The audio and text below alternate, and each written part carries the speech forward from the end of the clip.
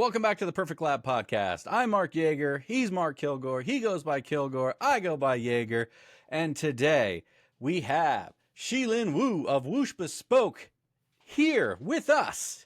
And he's going to describe to us his experience at Pikes Peak International Hillclimb. Man, I will say this. It's a little off kilter from what we usually cover. We usually cover time attack. But I think everybody can concede that hill climbs in general is exactly the antithesis of what time attack is. It's all about fighting against a clock, against a track. It's you versus the road, and that's exactly what Shilun has done. He has gone and done the Pikes Peak hill climb, and he was successful in his first time out in getting up that mountain.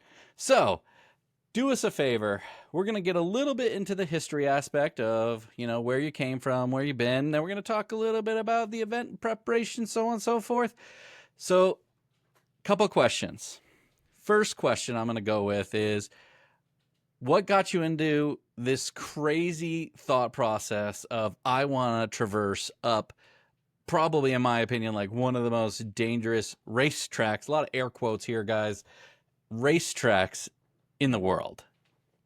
So I guess if you know me for a few years now, I used to do a lot of time attack racing with Global Time Attack, with Super Lab Battle and Grid Life, stuff like that, SCCA, some little bit of NASA, and that was all before 2019.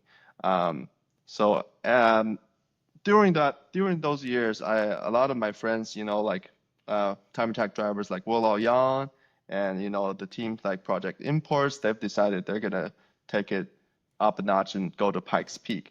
And so I just thought Pikes Peak was like an ultimate form of time attack in the US at least. Obviously, a lot of competitors come from all over the world to compete in it. So I wanted to be a part of that since, like, I want to say 2018. Uh, but obviously the car at the time was a street class car in the time attack events, and it was just not ready for Pikes Peak at all. And if you know what Pikes Peak race cars look like, they are kind of crazy looking and with a very, very good and very strong roll cage. Just back then I wasn't ready. Until 2019, I kind of like wrapped up my racing in the US and kind of retired from racing a little bit and moved to a different country, blah, blah, blah.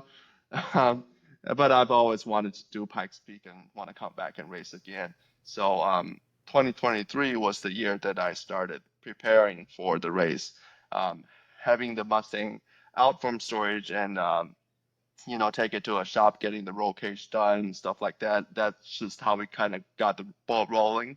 And finally, now 2015, we did it. It's pretty awesome. So, you said you really played around in street class up until like 2019, and I think a lot of us, I mean, like myself, I remember your car as the black and gold car, Hmm. with Whoosh on the side, and obviously, having a Mustang myself, that was one of those cars. Before buying my Mustang, I kind of looked at it and was utilizing myself as a gauge of, like, could a Mustang be good in time attack and so on and Hmm. so forth. So I was kind of gauging that from afar. Now, what made you stick with that Mustang instead of trying a different path? A lot of I good think it, BMWs out there. yeah, that's true. It's probably my stupidity and stubbornness, honestly. The Mustang, it's a 2012 Mustang V6, so it's nothing special. It just happened to be my first car ever. I bought it in 2011, brand new, when I went to college in the US. It's just the Mustang growing up had always been something I wanted to buy and own. Growing up in Asia, we just didn't have that opportunity because Mustang didn't used to sell in the global market, unlike now. So I just had a lot of like emotions and attachments with that car. I took that car to my very first track day back in 2012, and I just kind of never stopped. And 2017, I think it was the first year that I took the car out to Global Time Attack and Grid Life, um, and entered as a competitor. And then I did that from 17 to 19, kind of raced across the America for a bit, and just kind of stuck with it. And honestly, the Mustang, you probably know this yourself, is just not the best platform for time attack or really any kind of track racing. It's just big and bulky and it's heavy. The parts are, from the factory, it's just not the best handling car. It had power, but that's about it. So, but it's a cool body style, and with the big truck axle in the back. It's just kind of unique nowadays on the racetrack. So I'm just kind of stuck with it. Okay. I mean, obviously, it's one of those situations. It's really cool to probably a lot of our listeners because that's how a lot of us get started, right? Like Hmm. we get a car and we start modifying it, and as you progressed, you just kept progressing the car. What made you go from track days to time attack? What was that like that division that said, you know what, I need to do this? Okay, so um, when I was doing track days, there was this group of people. They're like a stupid group of people called Professional Awesome Racing. They had this stupid fast Evo, and I happened to live 5 minutes away from their shop. So Oh, I was always there trying to help out. Sometimes I go to the track events with them. They use my trailers to haul the race car everywhere. Um, so I was just part of it. And then one day, I think 2016, I was like, you know what? I can do this, right? I can probably do this with my own car. So I just did it. 2017 was kind of a rough year because it's just my first time racing the car, getting the car compliant with the rule books from different event organizers. It was difficult for me at the time, having I can have this, I can't have that, trying to make the car fit in the different classes over there. It was just brand new to me. But I think 2019 and was one of the, I guess, easier years because it was the third year doing racing with that car. I know exactly what I'm doing. I know where all the rules are, what kind of like settings I can run with the car and everywhere. And I had the whole year planned out, so I ended up going like more than 10 events in 2019 as all over the USA. So it was really cool at the time, you know. And then I got married. That's what happened. And so I just kind blaming of, the wife already. oh no, she's cool. She cannot be more supportive, honestly, and she drives the S197 Mustang herself. So I guess we just hit it off, and we just decided to get married and move to a different country. Well, I mean, it's pretty apparent that she is vastly supportive of you. I mean, if anybody's following you in any of the social media, she's all over it. She's helping you out, getting the car ready. We watched a lot of the preparation of the car, and it looked like, I mean, realistically, it looked like it was you and her just hunkered down in a garage for nights on end. So, obviously she was giving you a ton of support. So, gotta give the shout outs where they're, where they need to be. And she Yeah, of absolutely was course. there for you and, helping you get to where you need to be. So, So we're just going to jump way ahead. You've completed Pikes Peak Hillclimb. Speaking of your Mustang, you thinking you're going to stick with it for next year? Now I that think you've completed it, you already have a checklist in your head of things that need to happen to it, or are you thinking about something else? so. I think I'm 99% sure that I'm gonna do it again next year. Whether it's in the Mustang or a different car, I'm not sure at the moment. Honestly, ideally, I want to be in a different car. Maybe, even an electric vehicle. I think those do really well on the mountain with higher elevation and stuff like that. And Sure. I guess my ultimate goal is to get some kind of manufacturer support or backing so that we can really take the team to the next level. Honestly, this year is quite difficult for us. You mentioned me and my wife building the car out of really essentially a storage unit because we don't have a shop here, we don't have a house for you here or anything, not even a two-car garage. So it's quite difficult build journey. And then we had this other guy, his name was Henry. Oh, hi. The or Henry was Jack. supposed to be. my photographer and videographer because he was here. He was gonna document the entire journey. And in a couple months, he will be editing a documentary series for our racing program this year. But he ended up like working on the car a lot more than filming because we were so short-handed, and he happened to be like pretty mechanically inclined. So that turned out to be a very interesting couple months. So for next year, I really want to make the team a little bit bigger with more resources so we can go faster and do bigger things. Yeah, it is very, very difficult. Obviously, it's a situation where, kind of a pro and con, because if you have a guy that's mechanically inclined that's supposed to be your videographer and be doing all the documentary stuff, you want him just to do the videography. But when, you're up against the wall, hey man, you can turn a wrench, get your butt over here, put the camera down, put it in, what's it called? The mode that just takes time slices, but that freaking mode, time lapse it up, just let it sit there, and we're gonna work. Yeah. So I'm very grateful that he did it, but he was really not happy about it. all right, so we're gonna take a quick pause, and we're gonna say, so Jack just joined the party.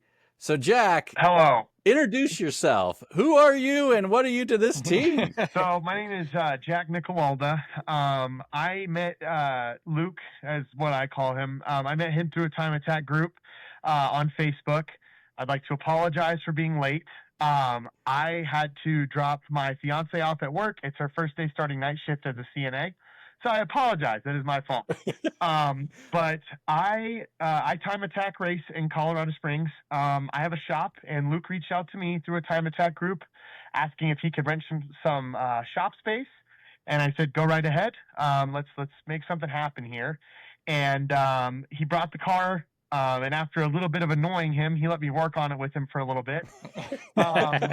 I love race cars. I love things that go bang and go boom and go fast. And that's what I love to do.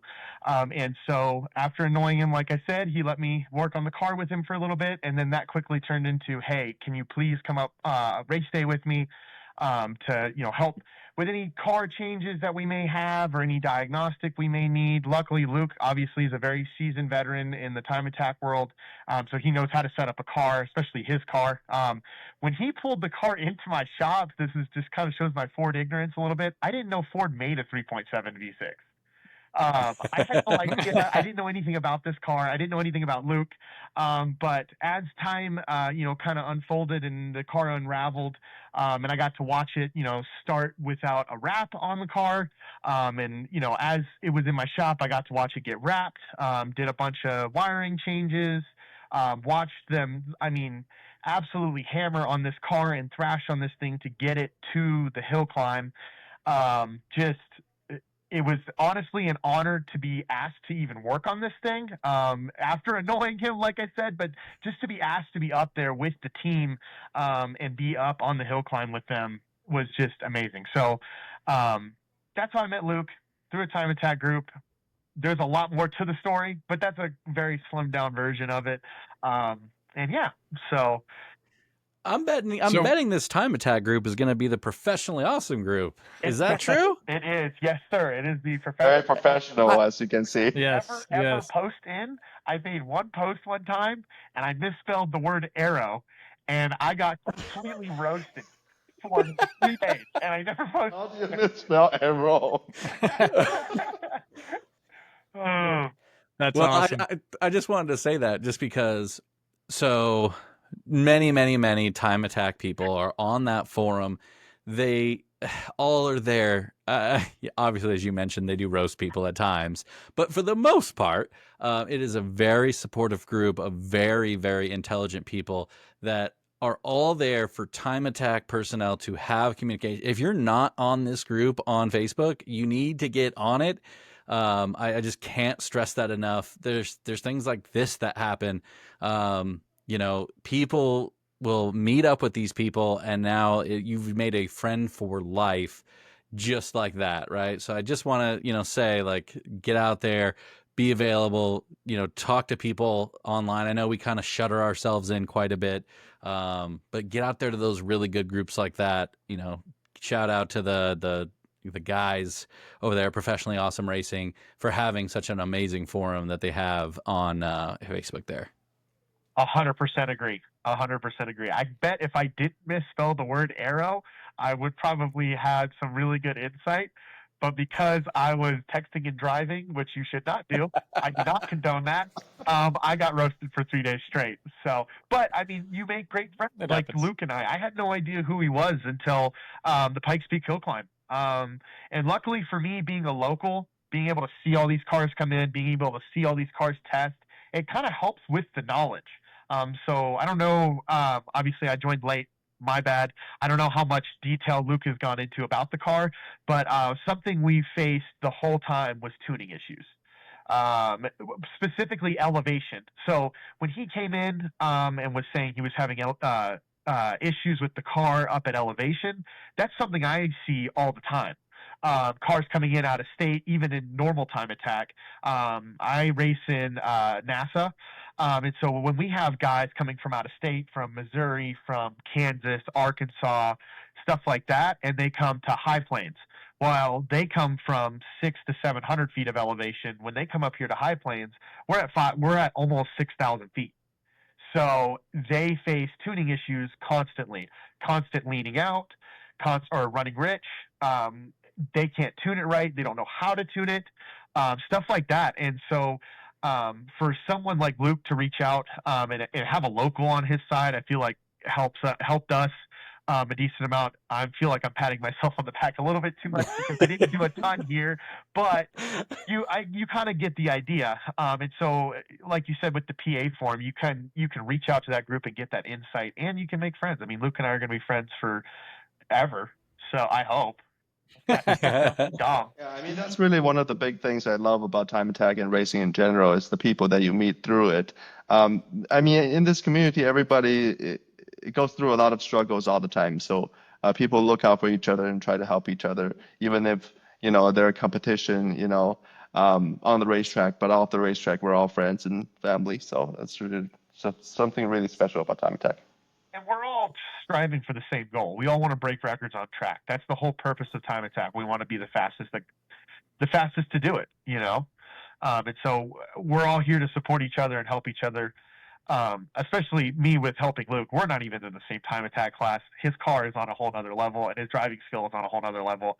And so, yeah, really just building that relationship through those groups and stuff is awesome. So Jack, what is your weapon of choice for time attack? It's a horrible choice. It is a Mini Cooper. It is an R56. It's an S, so it's a turbo. But I got it for stupid cheap, and I fixed it in his driveway and drove it onto my trailer. I paid $1,500 for it. The guy said it didn't run, and it was at Mini Cooper in Denver for 2 years before I even looked at it, and it needed 2 coil packs. So I went up there, looked at it, gave him the cash, came back the next day with 2 coil packs, fixed it in his driveway, and drove it up on my trailer. So I made sure That's awesome. beforehand. But yeah, and actually, while Luke was here, it broke a shifter fork, or not a shifter fork, a clutch release fork in the transmission. The clutch pedal feels like a brake pedal, which I'm pretty sure, I'm not a genius, but I'm pretty sure that's not supposed to do that. Nah, probably not. Yeah, exactly. But my weapon of choice is an awful weapon of choice, and if anybody's listening out there, do not buy a Mini Cooper R56. I highly regret it. You know what? Any choice that gets you out on track is a good choice. The wrong choice is not getting out on track. Well, Absolutely, I agree there. I agree. Just get out on track and just enjoy it. I started with sim racing. That's what I told Luke. So anything to jump from the sim racing world into just actually physically driving on track and getting that real feel, just do it. Whatever you can get, and blow it up and rebuild it every single time. That's the fun in it.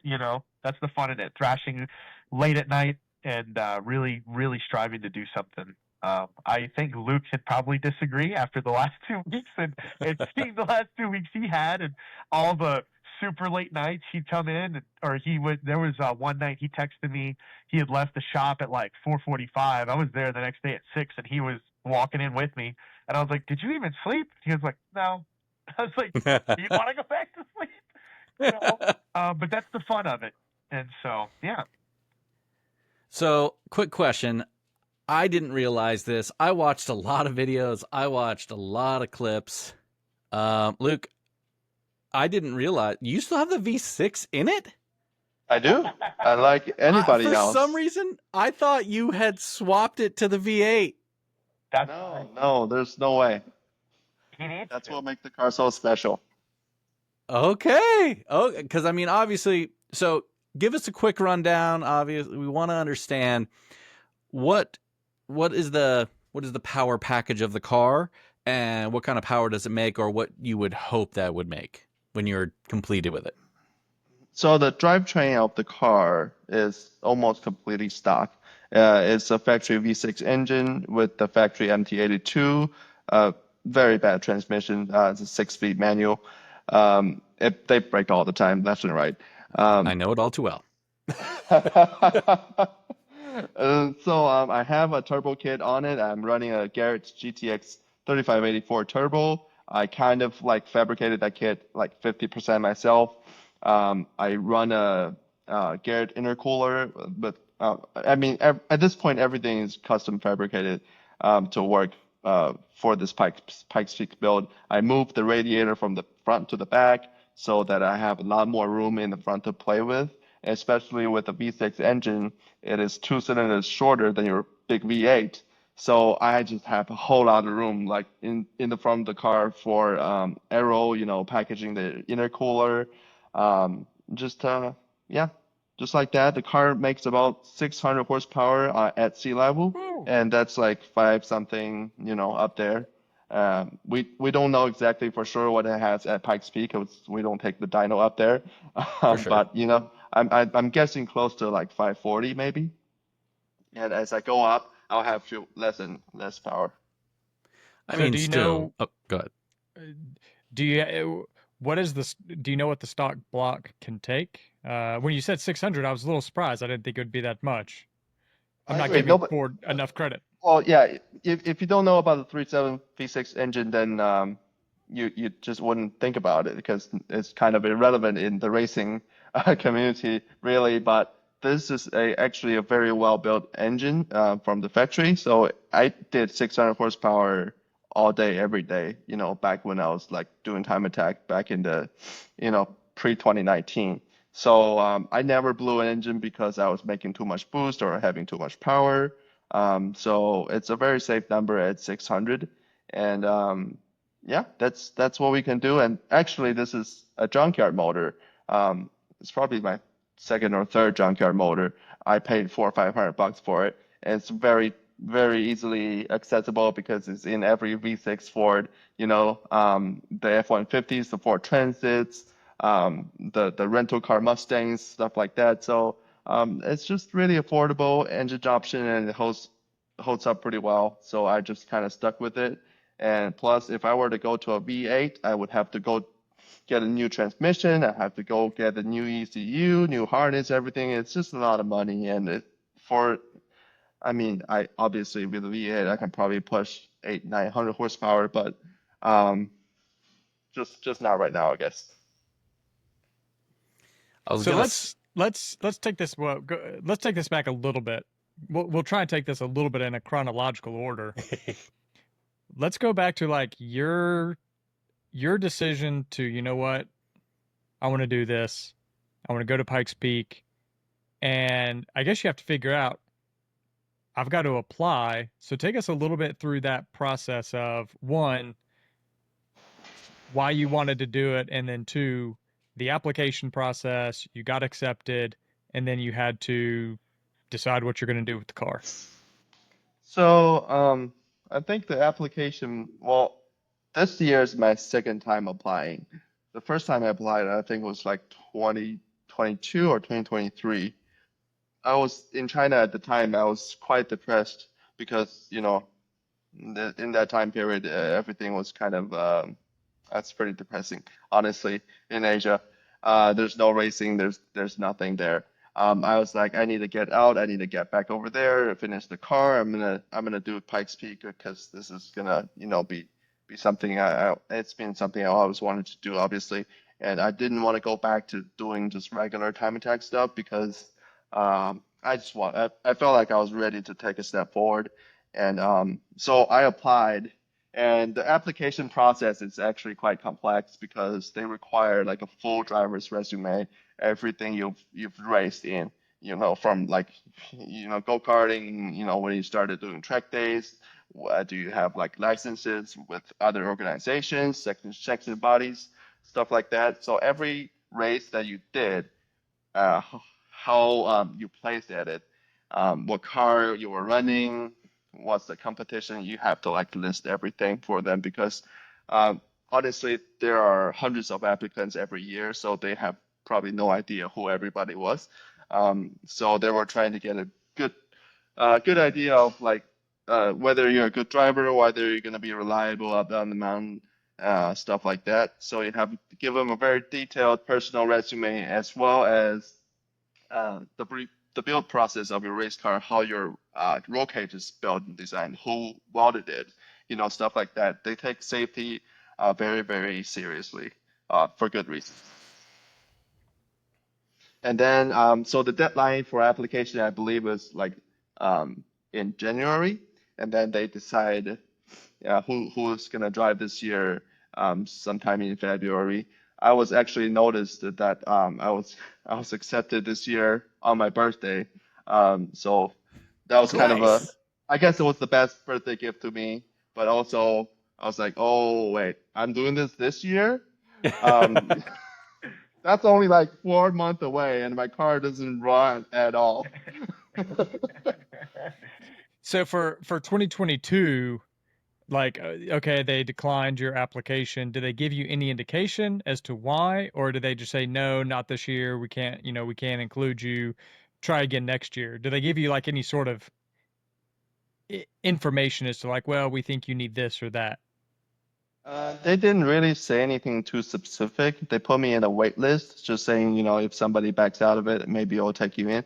But Okay. from my guess, because back then, 2022, the car wasn't ready. The car didn't have a cage in it or anything. So it's just a lot of like planning phase at that point. And honestly, had they accepted me back then, there are good chances that I wouldn't be able to finish the car by race day. So they probably turned me down for a good reason. And so as they turned me down, 2023 was the year I started flying back to the US, a couple months at a time to just rent on the car, take it to, the fabrication shop to get the cage put in, take the engine out, redo the engine bay, stuff like that. It's really hard to work on your car when you don't live in this country. So Yeah. I just fly back. I have a couple weeks here, a couple weeks there. And I just like bury myself in the garage and try to get as much progress as I can to make the car race ready. Wow. I just have a couple follow-up questions to that. So you would fly back without owning a garage here, without having. So you're like borrowing, stealing tools. Like how on earth do you prepare a car for Pikes Peak without those small things that most people just obviously Like have, right? rental, Like it's right? yeah. Like how So before, I mean, obviously before 2019, when I lived here, I had a house and I have a small two-car garage. That's where I did most of the work on my car. And 2019 is when I sold everything. I kept my truck. I have a Fuso. It's kind of a big box truck that I built myself. I keep the race car in there. All my tools. I have two mattresses in there so I can sleep in it. That's kind of that's all I had left, at that point. So when I come back, I would go to my friend's house, and he has this bar where I can, borrow, and I put my car in there. He has two cars. He has a two-car lift that used to be in my garage, and I just gave it to him because I sold my house, and the new buyer wouldn't want a lift anyway. So I just worked out of his shop, barn, from time to time, and then slowly getting the car ready. If you remember, the car was at PRI in 2024 in the Go Fast Biz booth right across from Grid Life, and it it didn't run. It didn't have it had a seat in it, I think, but there's no wiring harness. There's an engine, but there's no intake, and the turbo was just there, and there's no air filter or stuff like that. So the Standard car was SEMA car, got it. right, right. Except I didn't have a Bluetooth drive shaft. I had the drive shaft. Hey, winning. So yeah, it has been a very difficult process to get to actually work on the car. But it's just something I was determined that I was gonna do. Doing Pikes Peak it's just been a lifetime goal of mine, and I think I need to come back, and I think I need to do it. So I tried very hard to squeeze as much time as I could to work on the cars, get it slowly ready. I mean, the car didn't drive until this May, so that's last month. It's just it's a long process. So we talked a little bit about the preparation factor of the car itself. What's the preparation factor for yourself? Because one of the things that makes this Pikes Peak hill climb so impressively difficult is you can't go, okay, I'm gonna go steal Jack's Mini Cooper and go run some laps real quick. Like, you have to learn this track in very different manners. I'm being a little ignorant here. I'm sure there's some virtual Pikes Peak that you can utilize in some way, but tell us about your preparation factor as a driver and how you prepared for Pikes Peak. So honestly, this day and age, I think we're all very lucky to have like YouTube and simulators and stuff like that to prepare. I cannot imagine go back, say 15, 20 years. What do you do to prepare for like Pikes Peak? You have no idea what it looks like. You don't live there, and there's really no like practice track days that you can do. I watched a lot of YouTube videos of the other time attack guys who's done Pikes Peak, and those were very helpful. But the simulator I ended up using was probably not the smartest choice. It's called BeamNG. Most people don't use it for racing simulation. They just use it for crash simulation. And Pikes Peak is definitely somewhere you could crash. So it will show me all the different ways I can go off the cliff and how I end up. So it made me very cautious about the driving at Pikes Peak. But I was able to luckily learn, where the turns are, where they all go. I mean, it's 156 turns. It's very difficult to remember where every turn is and how fast you can go. But I just did that as much as I could. And honestly, I wish I had done more practicing on the simulator. However, I just didn't have enough time. And obviously, I don't have a sim here in the US. So once I came here, I had no driving simulation. So I was just renting the car all day long until race day, pretty much. So, Jack, you said you're a local man. How often do people, because I just don't even know, like, can you cruise up to the summit at any given day? Yes. So I would say probably the start of October. From October till about middle of June, you can't drive all the way up. There's too much snow. So typically they get about probably 10 feet of snow up there on an average snowstorm. So you can go drive it and you can just cruise on up whenever you want. One thing that I think that a lot of people don't touch on in the sim world is the elevation change, because you don't feel that in the simulator. And two, the simulator is always perfect. When we went up there was constant wind always. And something a lot of people don't account for that run the peak is the frost heave over the winter. It changes the road curve. I guess you could say curve. It changes the curvature of the road. So it could be perfectly flat one day or 1 year, and then the next year there's a 3-foot dip, and it changes. It's an always changing circuit. And so like Luke said, he running in BeamNG. I run it in Assetto Corsa. Actually, I was running it last night in a Mini, which that's way too much fun for me sometimes. But you just don't feel that. And so as a local, it's great to be able to do kind of like a reconnaissance run where you're kind of just going up and you're like, hey, okay, notate, there's a huge dip here, or, you know, there's a massive asphalt crack. That's a big thing in Colorado Springs. I don't know if you guys have ever been here. Our asphalt is horrible because of the frost heave. We actually have more concrete roads. I think we have almost all more concrete roads than asphalt because the asphalt here just shreds itself over the winter. And so being able to just drive up the road is awesome. And if you guys ever come to the Springs, please, you know, feel free to get my number from Luke. Reach out. I'd love to take you guys up there. Not in the Mini because the Mini is going to be a one-seater. You're not gonna fit. Exactly. I barely fit. So, but I would love to take you guys up there. It's beautiful up there. It's very, very cool. You can if you're not from Colorado, you can take about 5 steps and then you are out of breath. It is so high up there. It's cold all year round. But yes, to answer your question in a very long form answer, you can drive up the peak. And I would highly recommend anybody who comes to Colorado Springs, please do that. It is beautiful up there. And it's honestly, Luke said it, it's kind of terrifying when you start getting up past the tree line. There's no guardrails except for in the switchback corners.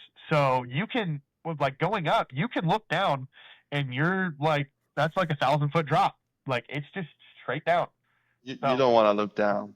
Yeah. The nice thing about being in an American car going up those, or any left-hand drive cars, you don't have to look down.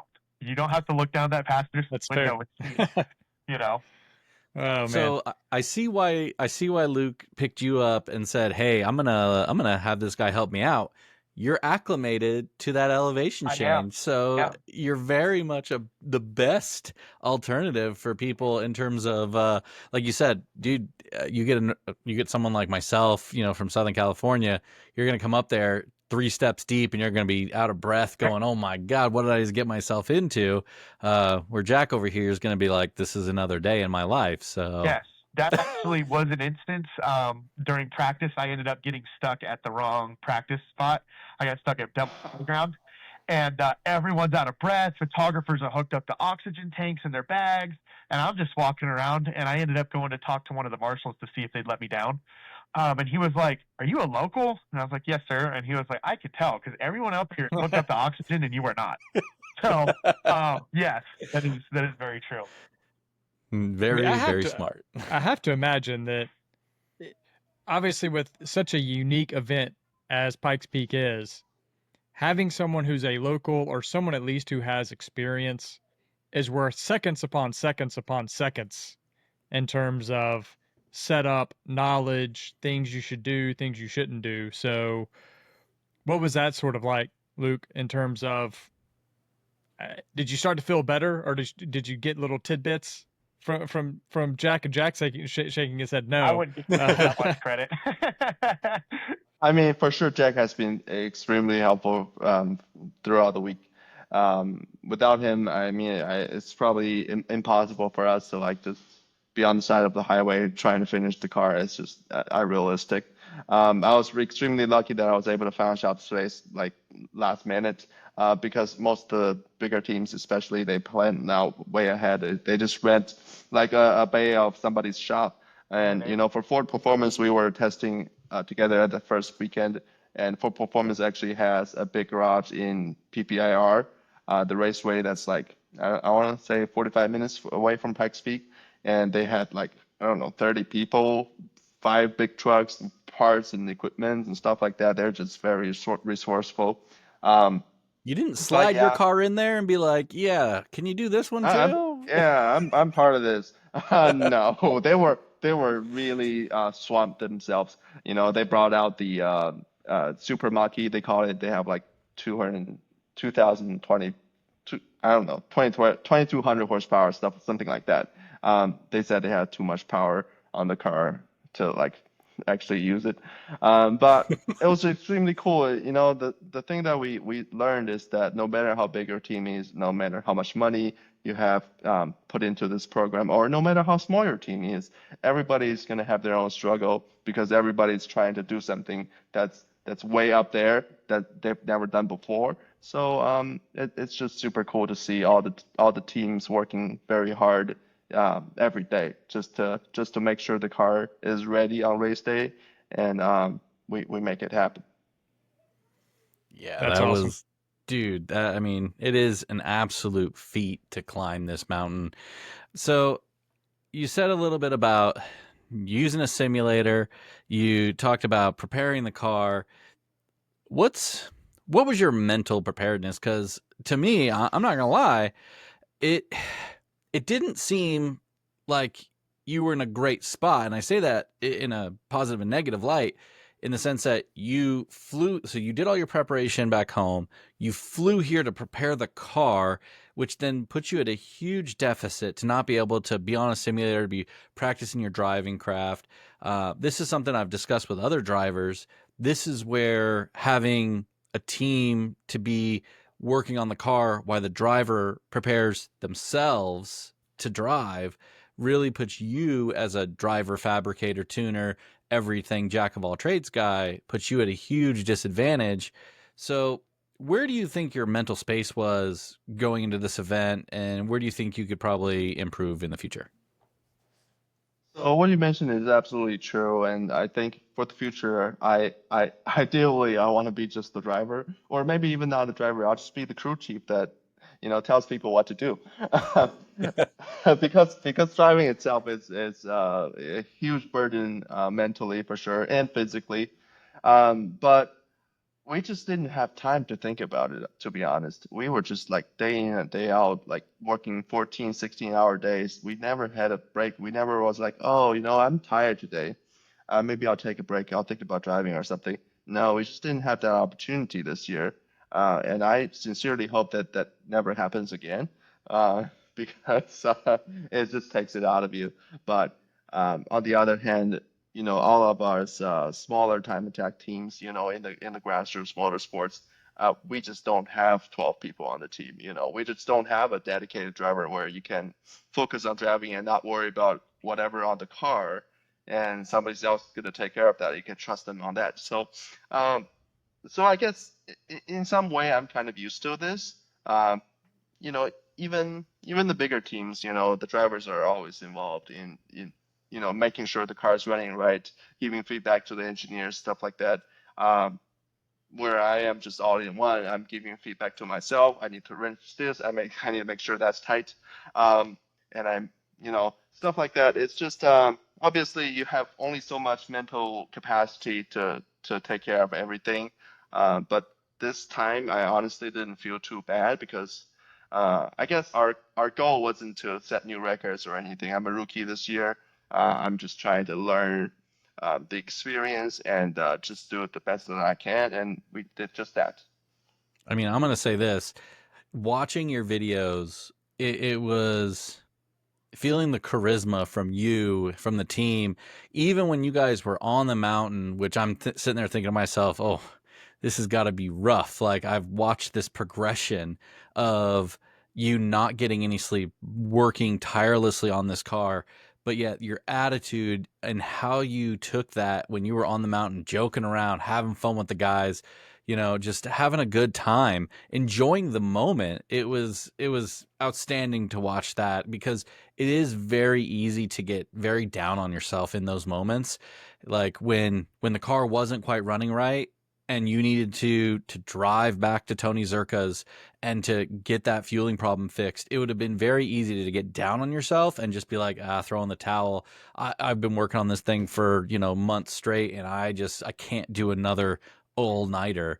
And the fortitude for you just to continue to press forward and continue with that program and get that car done. And I'm even more impressed, by the way, the fact that the car looked beautiful at the end. Like, it was wrapped, it looked great. Like, it's so easy to take that little piece and be like, that's not important, I just need it to run. And you guys didn't just do that. You made sure that it looked the part. It looked great on camera. We saw it on the Pikes live stream. So again, I just hats off to you guys. You, in your hard work and dedication to it, you made something that obviously was incredibly difficult look pretty easy. Thank you for saying that. Obviously, it was extremely difficult, and especially for us, this team of three people. One of them is my wife, the other one is a videographer. I mean, they have zero background in motorsports, so I literally had to teach them everything. I'm so grateful that they were able to pick up, and just, like day one, they were like, "Oh, what's this? How do I wrap a car? How do you put on this bumper?" They had no idea, and then by race day, they're pretty much like they know exactly what they need to do, and I just had to focus on driving that day, especially with the help of Jack.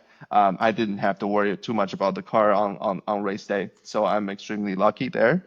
But yeah, I guess well, we have a team of three now. I used to have a team of one, so that's why I guess I was kind of used to this constant high pressure. And especially this time, we have no way back. We can't just say, hey, you know what? We've done this like for 2 or 3 months straight. I'm just gonna give up right now. The last 3 months of my life being in a different country, I just did nothing. I'm just gonna walk out. There's no way of that happening. For an international team like us, I guess you just have to march forward. You just have to go through all the difficulties. There are so many times where we're like, you know what? I'm so tired today. I can't even look at this right now. And my wife's like, do we really have to do this hill climb thingy? Um, can't we just like go shopping or something? Just be like a normal human being and get some sleep. But yeah, everybody wanted to give up at some point, but in the end, I guess we all held together and we made it happen. It's quite incredible, and we were on extremely tight budget. We honestly didn't have any money left at this point. So that's why we were wrapping the car ourselves. I designed the wrap myself like last year. I had it made and I have the shipped here, and we put on the wrap because for Pikes Peak, it's not just another time attack event where you just have to put your transponder on and have a time on the result sheet. Pikes Peak is a full-on show. It's another level of professionalism, and every team has to look good. And the race organizer itself, they are very focused on how you present yourself, how you present your team, and it's especially with uh, the amount of sponsors that we were able to secure this year. We want to make them look good, so that we get more support for our next year. So that's why no matter like how little sleep we are all on, we just had to go full on and tackle every difficulty that appears in front of us. And to be honest, for myself personally, at the end of race week, I was used to like having 3 hours of sleep. I was like, what am I gonna do today if I don't have to wake up at 2:30 in the morning?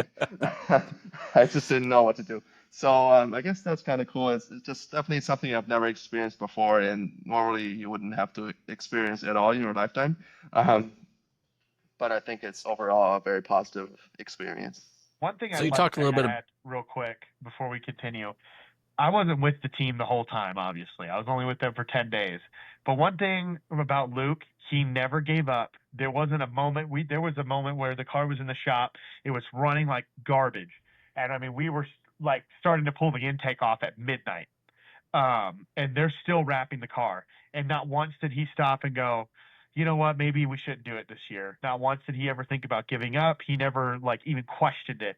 It was no, we're doing this. I mean, to the point where the car rolled into tech. Like it was running so poorly it had to roll into tech. Not once did he ever say, let's just go to bed tonight, let's do this tomorrow. It was no, we're doing this. And as a leader, like from Luke's standpoint as a leader, that gave me fuel of like when we set up our pit, actually as soon as Friday night hit, when we did FanFest, right after that, I looked at him when we pulled the car and I was like, you need to focus on driving and let me do the rest. And just his leadership alone gave me that fuel to be like, hey, I got this. you need to focus on driving. You have made it this far, and we're not stopping. Obviously, this is a freight train that is not stopping anytime soon. And so, a testament to Luke's leadership. He was nonstop, especially with his wife Henry. They were just like, "This is the mission, and we're doing it, no questions asked." And so that was super cool to see as an outsider. That was just invited in at the last second and very randomly. It was very cool. Something very cool to see. So you talked a little bit about FanFest, guys. Tell us about FanFest. What did it mean to you? What does it mean to you? What does it look like to a fan? Give us a little bit of a broad overview of what FanFest was and how could it be interesting. You want me to start, Luke, or you want to start? You can go ahead. You've been through that for your entire lifetime. So as a local, a lot of people have asked me that live out of state. I'm originally from Florida, so I have family that lives down there. And a lot of people have asked me, like, why does this race hold so much weight to people like me, Luke, you guys? And it's honestly because to the state of Colorado and the city of Colorado Springs, this is our Le Mans. That's why they want these wraps that look good. They want these one-off cars. They want these crazy builds there because this is our spectacle. Like, this is our Daytona 24-hour. This is our Le Mans. This is kind of what we do. So to be able to be a part of FanFest, I've been going there as a spectator and getting to see the cars for the last few years. But to actually be a part of a crew and a team and have a booth there was just, a once in a lifetime opportunity. Like, it was the coolest thing to me to be able to be there, have fans come up and ask about the car, talk about the car. And so to be on the flip side of it, it's such a cool feeling. I got to let all the kids, like little kids, sit in the car. Luke let him do that. He let me fire up the car too. Luke and I are coincidentally the exact same height, so I fit in the car perfectly. So I got to fire up the car for the fans and stuff. And so to be on the flip side of that, and not just a spectator, but somebody who's there and a part of the team, was just something super, super cool that obviously not everybody gets to experience. But it's awesome. FanFest is, especially this year was probably the craziest year of them all. It was so packed, full of people. I don't know, like from talking to my friends that went as spectators, they were saying like you couldn't even walk without bumping into somebody. It was so full of people. And I think this year the event did a very good job with the driver lineup and the cars that they picked, because I don't think there was a single car that was on that mountain that didn't catch my eye. Every single one was unique in its own way.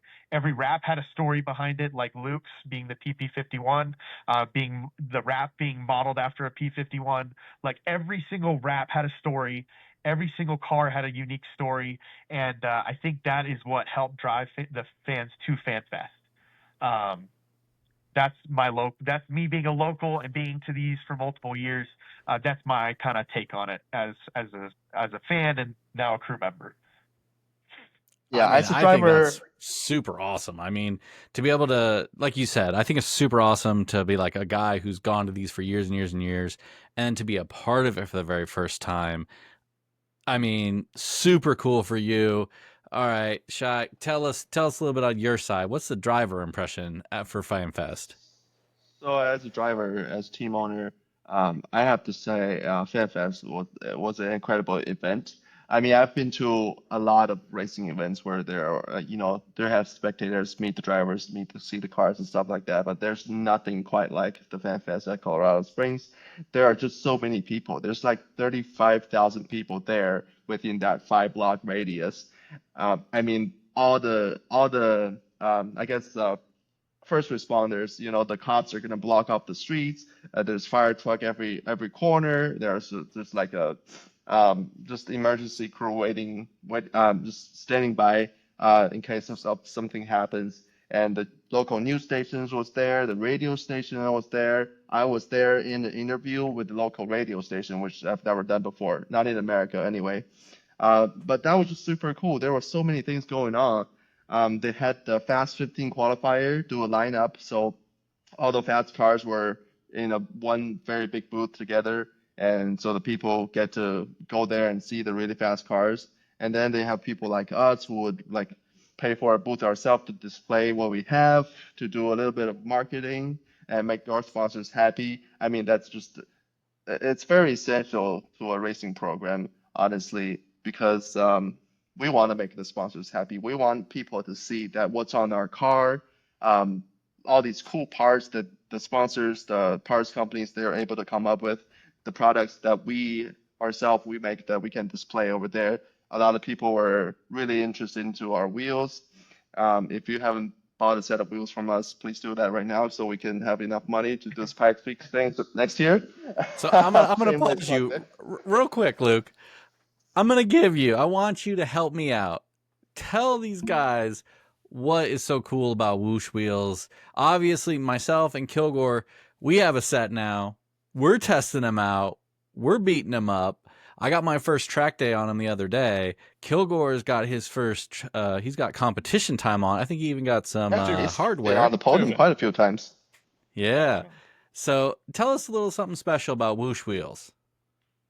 So the whole idea behind making forged wheels ourselves is that we could never find the perfect wheels that to fit our own race cars. Because they're race cars, they're different. They're not like just some car that rolled off dealer lots where you can just pay this guy a certain amount of money and have a set that semi works on your car and it looks kind of cool. We want the fitments to be right. We want to run as little spacers as possible. We need this PCD to be right. We need the offset to be right. And we want it to stand out from the crowd because we want people to see our cars during the competition. So we just had to make our own thing. Everything we do is custom. That's why we named the brand Wush Bespoke. It's because it's truly custom to each person, to each car. You're going to want a different width. So on my car right now, I have the Type 290 Thars, which we just released. It's an 18 by 13 and a half wheel.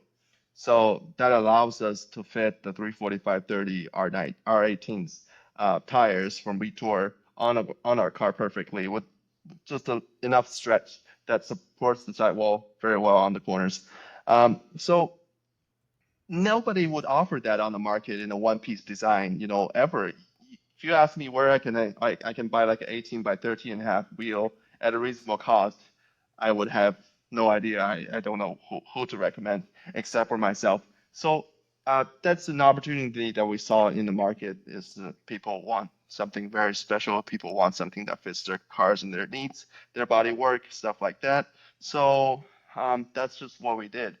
That's why we offer, a million different color options. You can do a two-tone color. You can do like a polished wheel.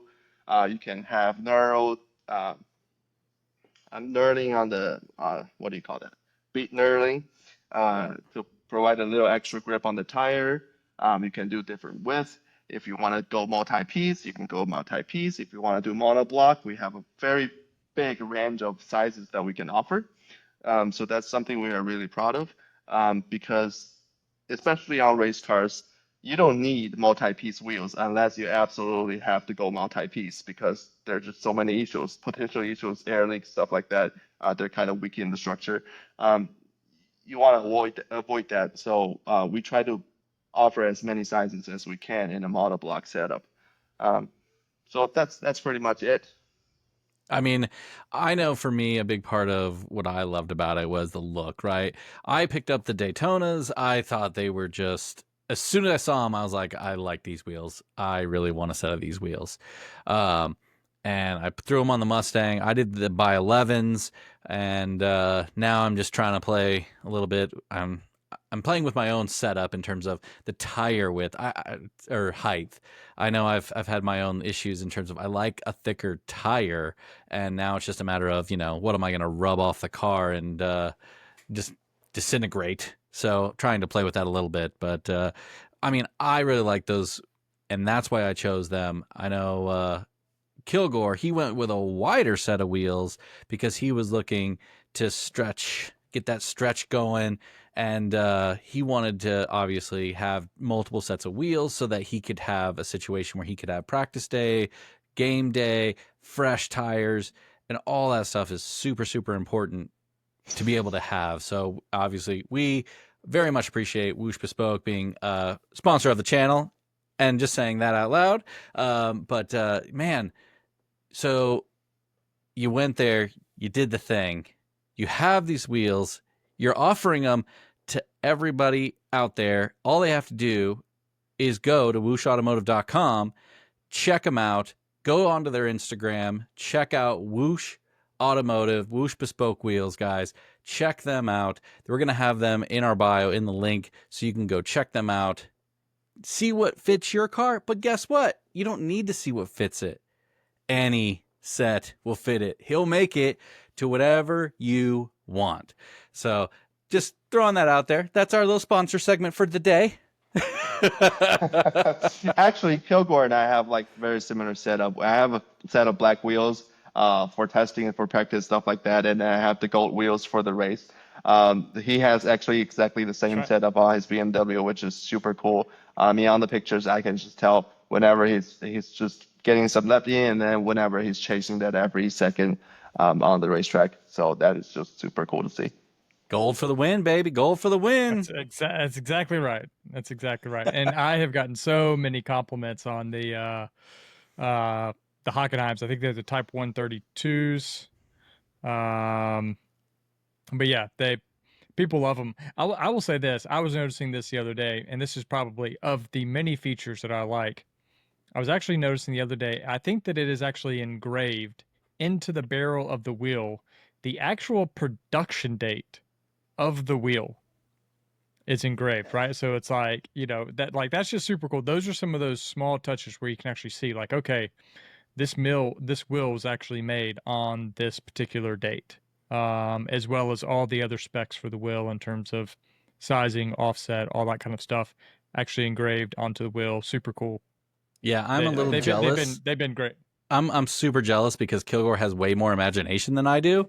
So he actually got perfect lap engraved on his wheel, and it just never occurred to me to do that. So when he's posting pictures and I see perfect lap in his wheel, I was like, son of a bitch, why didn't I think of that? It looks so good. It looks so good. So awesome. Yeah, man. we actually So did a little upgrade on our engraving on the barrel of the wheel, but sometimes when you order a black wheel, it's really hard to see what's on the barrel after they paint it. That's a problem that Tony Zerka actually pointed out to me. He is one of our earlier customers as well. So later on, we switched to laser etching. So all the details, all the sizes, the offsets, you're gonna be able to easily tell from looking at the wheel, so that you know exactly which set it is. Because obviously, a lot of the race teams, they have multiple sets at different sizes, different offsets, stuff like that. So sometimes they forget, which is which. We just want to make it as easy as possible for people to utilize these wheels. for the racers, baby, for the racers. So I have to ask this, guys. Break us down a little bit on what time do you end up having to wake up for this event, start this event, and then lead us into what the conditions were this year. A little foretelling here. Everybody didn't get to go to the top of the mountain this year, guys. It was, I believe, it's like not even halfway. It's the lower portion only. That's what was allowed at this event. So break us down. Jack, start us off, man. What time did you wake up to get Luke here out there on that track? So typically, I went to one practice, and that was the one where I ended up at Devil's Playground. But I was at the gate by about 2:45 a.m. I slept a whopping 30 minutes. Got there, got up to the top. I did not realize how short the margins are for time. So we're going up this road at 3 a.m. It's pitch black. We're going like 75 miles an hour, which as a local, I've driven this road multiple times.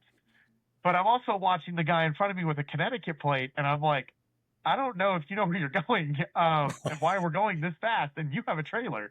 But those typically, what time we would get there would be as early as you can possibly get. That way you can maximize your time with the car. You want to try to, from my just little bit of knowledge I grabbed, because obviously this is my first year being on a crew. You want to get there as soon as you possibly can, and you want to get that car unloaded as quickly as possible. So when the sun lights up and then that green light goes off and the track is hot, you can get as many practice runs in as you can. I mean, collect as much data as you can.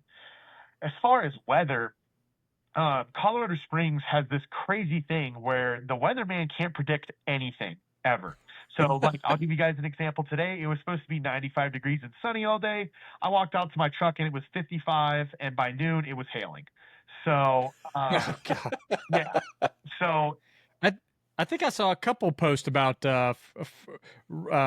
frozen rain falling Yep. from the sky, ice everywhere. yep. Brutal. That sounds just like Colorado Springs, and something a lot of people don't account for. Anytime there's cloud cover over Pikes Peak, like Pikes Peak is in the clouds, it's snowing. So there was a couple. I wow. think there was probably a couple days where we had a good amount of snowfall up there. Obviously, once the clouds move, the sun hits it, it melts really fast. But yeah, as far as weather on race day, it wasn't too bad. It's about 70 degrees when we did our run. We had a decent breeze. So anytime the breeze would pick up, it felt awesome. And I wasn't absolutely burning alive like a lobster. So yes, as far as weather, that's what that looked like. And then as far as getting up to the mountain, yeah, just as soon as you possibly can get there as quickly as possible, get to your practice site as quickly as possible, because you want to waste every minute is so precious, because you're only allowed so much, that you really have to maximize your time when you're on the mountain for practice. So how does the typical practice day work? And they have scheduled practice days, I think, like a couple weeks before the event, right? So how do those usually work? So the entry fee, which is $4,000 or $4,500, that includes only the race week, which includes 4 practice days. One of them is qualifying for you, and then the race day. And so any testing prior to that is an additional cost per day. So we have two testing weekends before the actual race week. And for all the practicing sessions, the gate of the national park would open at 3:30 for the racers. So before 3 o'clock, everybody was already lined up, because you need to take that road up there to even just get to the pits or the section that you're in. They break it into 3 different sections for each competitor. So usually we just go line up right before 3:30, and then once the gate opens, they check our credentials, and we would just go up to where we need to be, unload the cars, set everything up, and by the time the cars started and running, it's like almost 4:45, and 4:45 is drivers meeting every day. So the group of driver would get updated on the weather or the situation on that section on that specific day, because every day obviously is just going to be very different. And usually once the driver's meeting is done, it's pretty much green light, and you barely breaking down. You can see the road surface a little bit, and obviously every car is actually, I didn't know this before, every car is required to have a good headlight to race this race, because it's just so dark, so that early on. So we had to put on 2 Harbor Freight headlights, pretty much last minute, just to make it work. But yeah, it was a very intense few hours, and the time really just flies by because you have no time to take a break. The green light is there, so cars can go line up, and if there are no cars at the start line for over 2 minutes, they turn it into a red light. That means cars from up the hill are coming down for another run. So there's really no time to waste. You want to be there as early as possible, get the car running, and line up to get the maximum amount of runs that you could possibly can. And everything's wrapped up by 8:30 every morning. And by that, I mean all the cars are down, nobody's going up, and everybody's going into a trailer. All the tools, all the lights, stuff like that goes into the trailer, and you have to be out of the park by 9 o'clock, because that's when the normal people, the tourists, are coming up the hill. So like everything was just so tight. Your car's hot coming down the road, you load it straight into your trailer, and then you pack up some tools as quickly as you can, and you load up, close the door, and you get into the truck, and you go right down and go way over the speed limit. I shouldn't probably say that, but you go pretty fast down that hill in a big rig, and it's kind of scary. And Oh, as you I'm go sure. down, you can see all the the tourists pulling up, and they have no idea what happened in the last 6 hours on this mountain, and it's just something crazy. It is wild to So me that they don't just like close it to tourism for the week, right? Or at least till noon. I don't know. It's wild to So me. the only day they do close it is the race day, and apparently that's probably the only day in the year that they do close the park to public entrance, to public entry. So yeah, every day it's just a normal day at the park, and then we do everything before the park opens. That's wild. So do they like on the practice? I know that they, as you said, they split up the actual entire track into sections. Are all 3 sections running each day, or do they take all the competitors and they say day 1 is bottom, day 2 is middle, day 3 is top, or is it every section is open and they say, okay, this first group is running bottom, the second group is running middle, this third group is running top. You understand? You understand what I'm saying? Right, exactly. They break it up into sections, and every section is hot every day because there are Okay. so many competitors. I think this year we had like 73. So in within each group, there's 20, 30 cars practicing at the same section every day.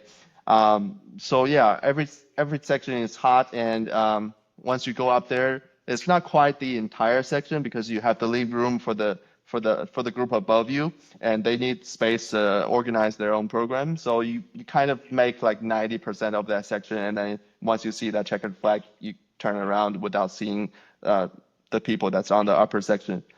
So that's also kind of the crazy thing about this race, because this race is 156 turns, and each time you only get to practice or test your car with on about 40 to 50 turns, because you never get a complete run until race day, which is just something crazy to think about. Think about a track that you have to go to, do time attacking, and you're only doing, on day 1 you do turn 1 to turn 3, and then day 2 you go from turn 4 to turn 6, and then day 3 you practice the last one, and then on race day you get 1 lap, and you have to put everything together. You make sure that's just one perfect lap, and that's just a very huge amount of pressure. I just want to say this though. So there was 73 competitors at this event. This was your very first time at this event. Very strict timelines, very strict budgets, all those things. And you still were able to pull off a 48th place. You placed in front of That's a right. lot of people. Mm-hmm. A lot Yep. of people. And And a we lot of people qualified with on the 70. Yeah. So we were Wait. one of the Say that last again? cars to ever run. Our qualifying was 70. I didn't know that. I didn't catch that part. We're pulling up to the line, and the other 3 cars were right behind them. Like the last 3. That's it. That's all of them. Hiding themselves out of the pit box. It was, yeah. Wow, I didn't. For some reason, that just didn't hit me. I had been watching all the Pikes Peak race, the event, right? And then I was like, man, when the hell is he gonna go?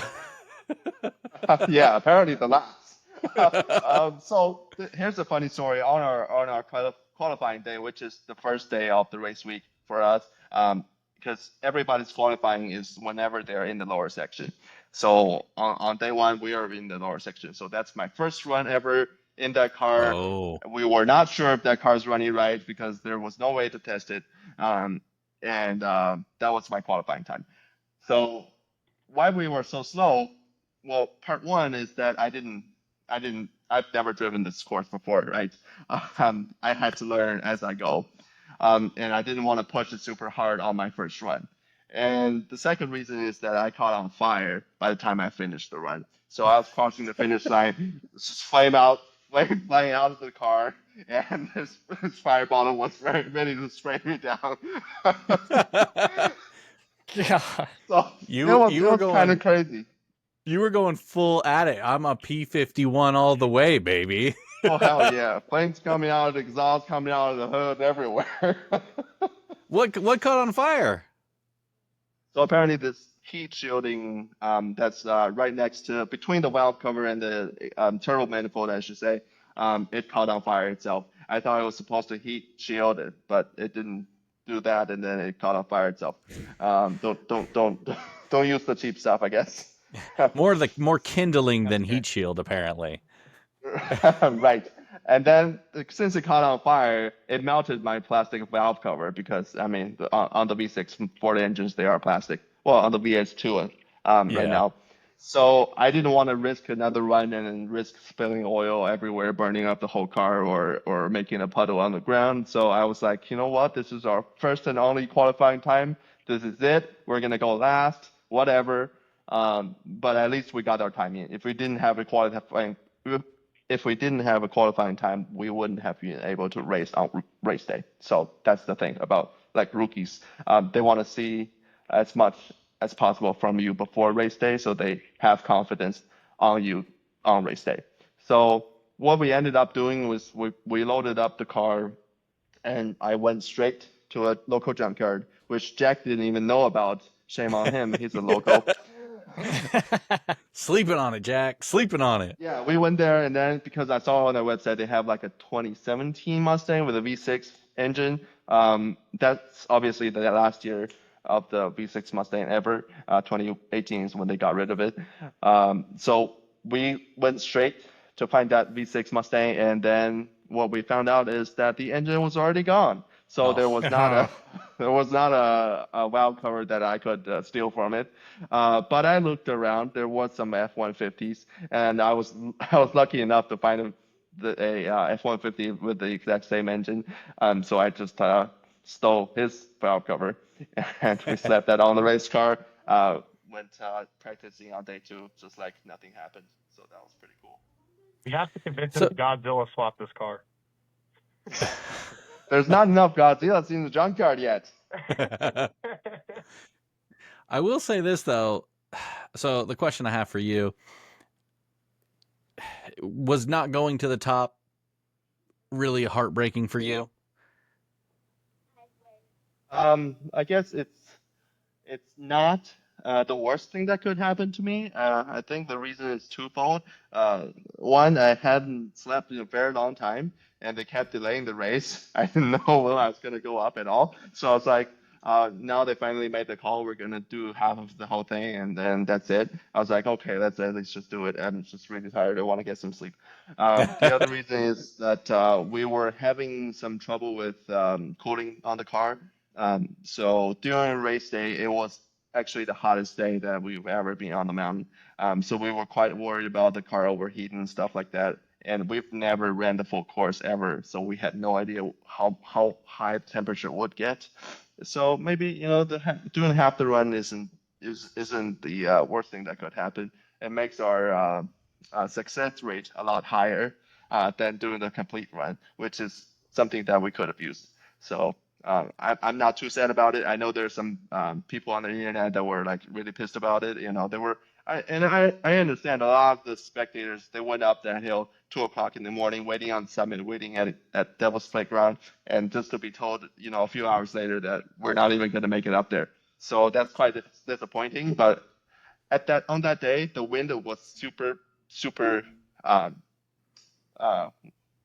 It was a just little lot breezy. of wind up there. It was intense. Yeah, it was pretty yeah. intense. I mean, the wind speeds were like up to over 100 miles an hour, and you can sit in the car and the whole car is shaking. So the race officials, they were quite worried about like the lighter cars with a lot of arrows would just get blown off the hill.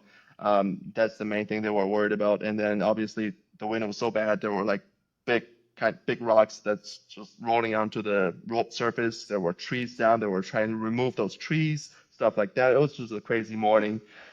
But I think in the end they made the right call by just doing half of it, and we were able to do it. So I mean, I think it was Brett Dickey. They were interviewing him of Project Import fame of Super Lap Battle and GTA Finals, but I think he said that on course, even on the lower section, he got a couple of gusts of wind, and one of them even, moved the car over significantly, like half a lane or something like that, when he was on course. So even at the bottom sections, I mean, they were, you never want to call down to your team and be like, oh, hey guys, I hit a rock, and they were like, oh, did you go off? And you're like, no, it was just in the middle of the road. It just Yeah. blew, it just blew onto the road.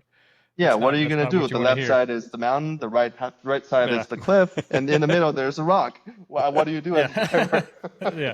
Yeah. I had friends Yeah. So here's at the top of Devil's Playground that said the wind was so bad it was blowing 2 to 3 inch rocks around like it was tumbleweeds.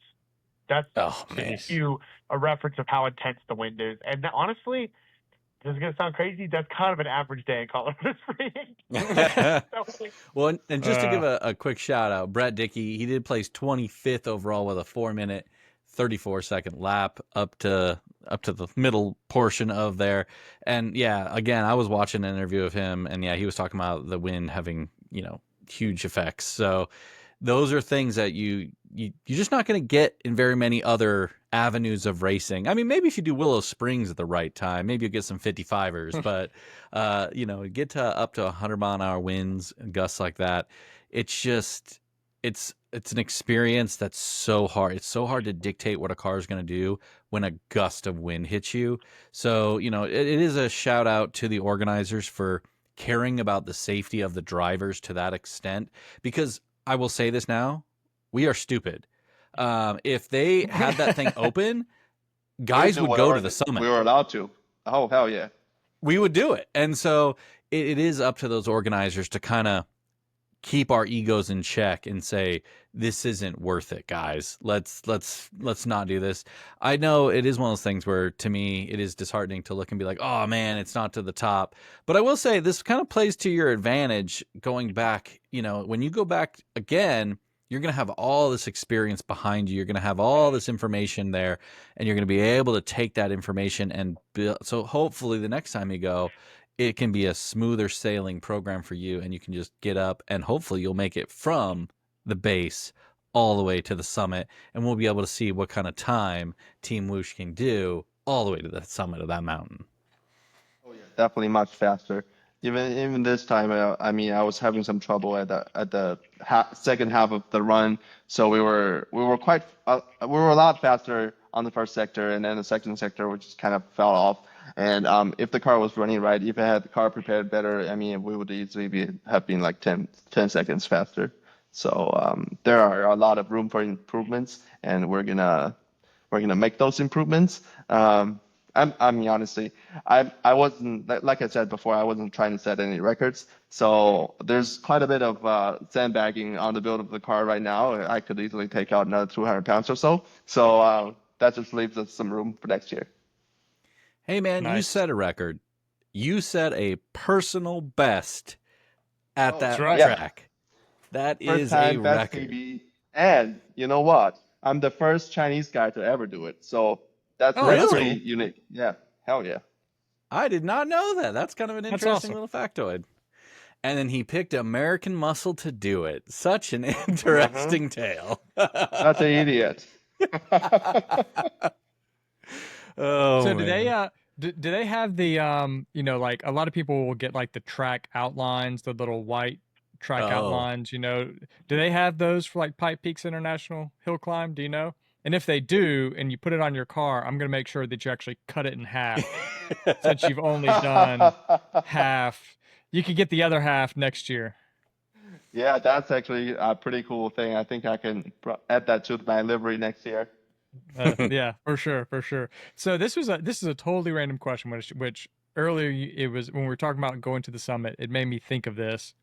Oftentimes, I see when they're doing the interviews with the guys at the summit, they've got on like jackets, they've got on like hats, beanies, gloves. Do the drivers like pack their cars with stuff as they go up so they have things, or do they have to have like a teammate up at the top, with this stuff, or do they have like, do they carry jackets in the back, so that they have something warm to wear? So you can have somebody someone with the crew pass go up there and wait for you there. But this year we didn't have anybody up there because we just didn't have enough people to be up there actually, to be honest. We were pretty swamped all at the starting line. So but yeah, as you go up, the temperature changes quite a bit. I think I remember the day we were testing at the upper section. When we got there, it was in the 30s. It was very very cold and it was windy, so it just felt extremely cold. But once you get in that car and you get all your radiator fans on, your heater fans on, and oh yeah, by the way, if you're doing Pikes Peak, make sure you have a defroster because Oh, it's really Oh, cold I'm in the sure. morning. Otherwise, you're not I'm going to be sure. able to see out of that windshield. So make sure you have that. But yeah, solid once advice. everything was on, you feel quite warm, and especially after that spirited drive up there, although it may only be in like 2 3 minutes from the middle to the top, um, you just get really really warm, and when that sun comes out, it shines on you. It's kind of warm, but when the sun's not out yet, it's just freezing. So what tires were you running this year So at this Pikes year Peak? we're running the Vitour P1. Okay. It's a How 200 did those do? trip tire. They did surprisingly well. I think one of the reasons is that we don't have tire warmers like a lot of the teams do. So whenever I'm running, it's on cold tires, and I can't run a slick like that for sure. So we just picked a kind of a all-rounder 200 trip wear tire, and if it rains, it rains. We're gonna be on the same tires. If it's cold, it's gonna do okay for once it warms up a little bit, it's gonna be okay. And that tire likes heat a lot, so you can push it all you want. It's not gonna overheat and fall off or anything. So we're pretty happy about that, and especially they make a big boy size, like I mentioned, the 345 Yeah. 30 R18s. And I mean, for Jack, I think Jack wants to run a 305 in a 15 inch, Dang. maybe Oh, about they. So they make some pretty good sizes, and I'm happy about that. So yeah, overall, I'm satisfied with the product. Okay. On those cold mornings, did you have trouble getting heat in them? Because I know they like heat. And I noticed even, so those are the same ones that I've run, even when it's like 50, 60 degrees, it could take a few laps around a track to warm up. So I can imagine, it could take maybe half a run up the mountain before you really start to feel them come in, especially with as cold as it is some mornings. Yes, for sure. So usually on practice days, I think the maximum amount of runs you can get is like 6. And I managed to do like 3 4 runs on practice day because we're gonna come down, we're gonna wrench on the car a little bit, takes a little time. So on the first run, it's always kind of cold and it's kind of like tricky in the back when you have a lot of torque, and it's pushy in the front because there's all those hairpin turns.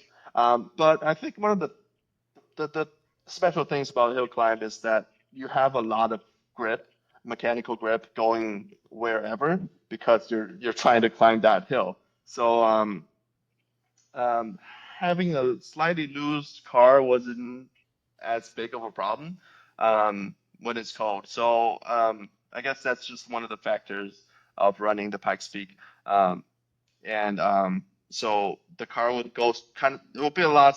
I mean, I wouldn't say a lot slower. It'll be a few seconds off pace in the first couple runs, and then the tire pressure goes up, the tire temperature goes up. It gets a lot grippier with that tire. Yeah. Cool. so we like to ask this question of our time attack competitors. What's your favorite time attack track? Oh, I'm not gonna say Road Atlanta, am I? He's been listening. I think He knows I'm where this is forbidden to say going. that track. So yeah, I think I like Kota a lot. Just I would say that Road Atlanta used to be one of my favorite tracks, and it still is. But ever since Super Lab Battle got moved to Kota, I think it's just taken it to a different level. And you and we met at Kota earlier this year, Jaeger, and you've been commentating the whole weekend, and I'm sure that was exhausting. But it is just such a beautiful, amazing track to set a lap record in. It is just it's next level compared to any of the other tracks in the U.S. Yeah, the track is freaking amazing. Um, and the podium, to be able to stand on Coda's podium and raise that trophy has got to be such an immense feeling for those competitors. Jack, how about yourself, sir? What's some cool tracks you've been to? I am a very much so rookie, so I have only stayed to the local tracks. But as far as the 4 main tracks in Colorado, probably my favorite track is High Plains Raceway. They do a great job of maintaining the track. Every time you're there, it feels like you're with good company, and you're with like-minded people who are there to win. When you go somewhere like, say, my local track to me, it just doesn't really feel like they don't care. When you go to High Plains and you're doing time attack, they want you to be there. They're happy you're there. When you go to some of the other tracks, it's kind of like, they're. Hey man, ambiance and the feeling that the venue puts off to you is huge. I mean, it's definitely a thing where I've been to some tracks when that cutoff time comes and they're just like shutting the gates and they don't care, and they don't care if you got to go get parts or this or that. It sucks when they don't care as much about the racers as the racers care about the track. So I feel you there, man. It's definitely something that matters. I'm hoping to expand into a couple other states. I want to go to the new Ozarks track. I want to go to COTA next year. I would love to go to Road Atlanta. That's a track that I've done a lot of endurance sim racing on, and that is a track that is a lot of fun for me to drive in a simulator. But I'm also getting married this year, so racing's kind of having to take a little bit of a back seat until I get to the. Okay, you'll be back in 5 years, like I. Oh, man. Looking forward to actually traveling. Last year was supposed to be my first rookie year, and I caught my car on fire, so Oof. that set me back. And I don't know if you guys know a lot about minis, but I know Kilgore W. Trying to find mini parts is not very easy, especially since they've stopped making them for an R56. So trying to find a harness took like 4 or 5 months, a stock harness. That's tough. Yeah, it's very tough. But looking forward and looking into the future of next year and hoping I can make it to Super Lap Battle at COTA and really, dig my heels in and do what I bought the car to do, which is go racing. All right, Luke, one last question for you, sir. Are you going to any other time attack events this year? So the original plan was to go to GTA SN Festival at PPR after the Pikes Peak weekend, but the track canceled on them, so unfortunately I'm not going to be able to do that. But I will be back for sure for PRI because we have a booth at PRI in December. But for that, if we can make it to SEMA, then we're going to be at Buttonwillow for GTA Finals for sure.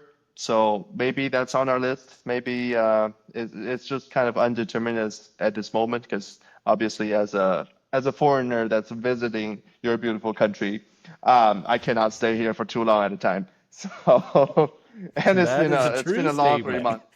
Yeah. I mean, it just makes it so much harder to race here when you don't live here.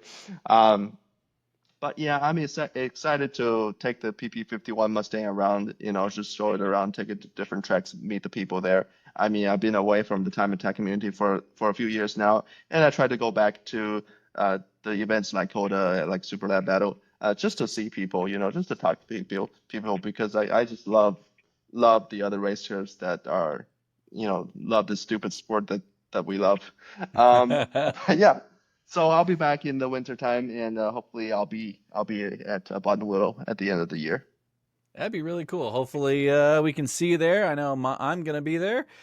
Kilgore is thinking about it, and hopefully going to make that happen. And Absolutely. all we can think about is going to that next event. I know myself and Kilgore, we have a plan right now. We are going to go to the Grid Life event up in Laguna Seca. So I'm going to go there and I'm going to be Kilgore's pit boss there, help him out a little bit. Heck yeah. And then make sure your car's not too loud. Oh, it's not. Well, actually, it is a non-restricted weekend. Yeah, loud as you want, baby. Loud That's as you want. extremely rare. Yep, it is.